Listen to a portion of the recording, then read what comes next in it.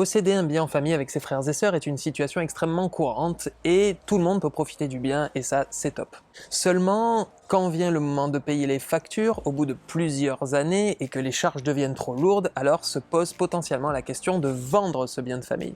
Seulement, ici, faites attention aux agissements précipités. Vous voulez donc savoir quelle est la meilleure manière pour vendre un bien en indivision dans les meilleures conditions possibles. Si la question vous intéresse, alors vous êtes au bon endroit.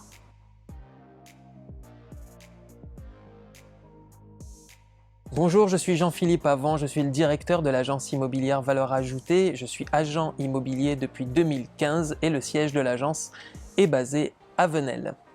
Alors, pour les biens en indivision, souvent en théorie, tout le monde, absolument tout le monde est d'accord pour vendre le bien, ce n'est pas ça qui pose problème au préalable. Mais ce qui se passe, c'est qu'au moment de la mise en vente, la personne qui se retrouve à mettre le bien en vente, c'est souvent la personne qui s'est tout le temps occupée du bien de tout temps, qui s'est occupée de son administration, de sa gestion, du paiement des charges, etc. Et donc, c'est cette personne-là, centrale, clé, qui va aller voir une agence immobilière pour signer un mandat de vente. La personne principale, la personne clé qui s'est occupée du bien, elle a conscience du fait que les choses ont un prix, même si elle s'en est occupée. Et par conséquent, souvent, ces biens-là sont mis au bon prix de vente et partent assez rapidement. Et c'est là que les ennuis commencent. Souvent, sur ce type de biens, ils partent assez vite parce que souvent, le prix de vente est bon et donc on trouve facilement un acquéreur.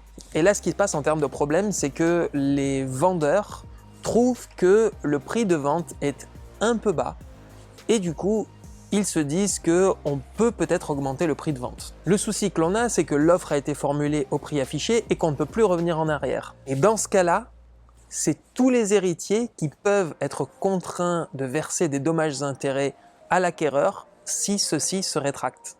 Par conséquent, lorsqu'il s'agit d'une indivision, il est nécessaire forcément d'avoir l'accord de tous les vendeurs pour faire la mise en vente. Mais c'est seulement lorsqu'on trouve l'acquéreur que cette idée de rétractation leur vient en tête. Et il faut savoir, comme ce que je vous ai dit dans une précédente vidéo, que lorsqu'un vendeur accepte une offre d'achat, il est impossible pour lui de se rétracter par la suite. L'agence immobilière ou le notaire peut donc envoyer une lettre d'engagement aux propriétaires vendeurs avant la signature de tout mandat de vente pour les avertir des conséquences de la signature d'un tel mandat. Car évidemment, il faut l'accord de tous les indivisaires pour mettre le bien en vente. Ensuite, en dehors du consentement, il faut faire également un point sur la qualité des héritiers. Car il y a des situations dans lesquelles les héritiers ne pourront pas signer de mandat de vente. C'est le cas par exemple si l'un des co-indivisaires est sous tutelle, sous curatelle ou est mineur. Dans un de ces trois cas, il faudra l'intervention du juge pour avoir l'autorisation de vendre. Car si on signe sans autorisation du juge, la vente sera nulle.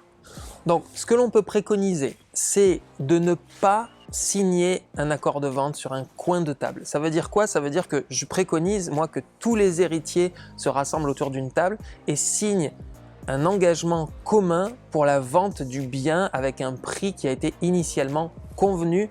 Et le fait de se poser, de faire les choses de façon solennelle, ça permettra de ne pas avoir de problème par la suite. On peut préciser également une chose, c'est que je préconise non seulement de mettre le prix qui a été convenu par toutes les parties, mais également de déjà introduire la liste des meubles qui sont cédés dans la vente. Parce que les meubles sont souvent empreints de souvenirs dans ce genre de biens et il faut absolument pouvoir se mettre d'accord sur quels biens seront cédés avec le bien. Voilà, vous avez les principaux conseils pour pouvoir vendre un bien en indivision et en toute sérénité. Si ce n'est pas déjà fait, je vous invite à télécharger notre guide Vendre en 30 jours sur le Pays d'Aix, dont le lien se trouve dans la description de cette vidéo ou sur le bouton En savoir plus qui se trouve sous la photo de couverture de notre page Facebook. Quant à moi, je vous retrouve pour de prochaines vidéos. D'ici là, prenez soin de vous et bonne vente.